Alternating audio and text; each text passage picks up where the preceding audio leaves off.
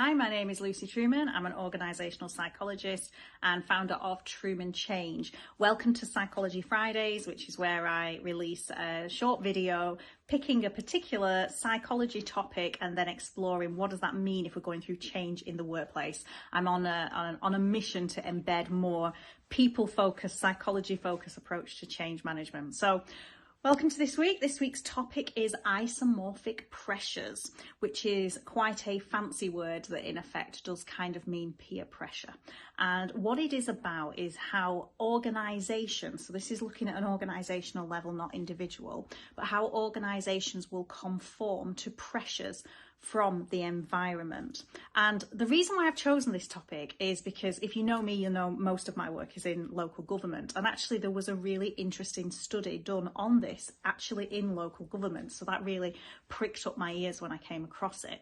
And it was looking at the impact of the best value programs and interventions that were led in the 90s. So if you were around in local government in the 1990s, then you may remember the best value agenda, which was basically about stuff like making organisations more agile, more efficient and better value.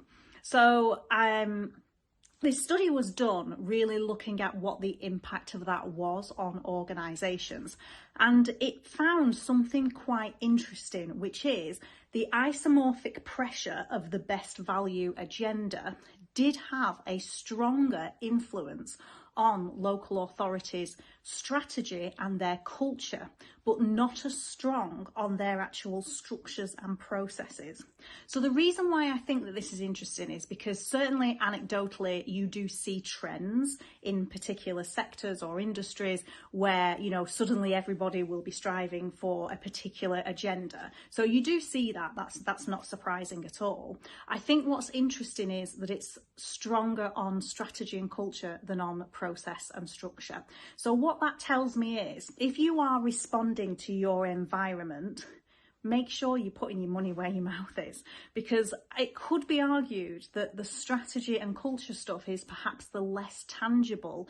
Is it filtering down to your kind of structures and your processes and the mechanics of how things work?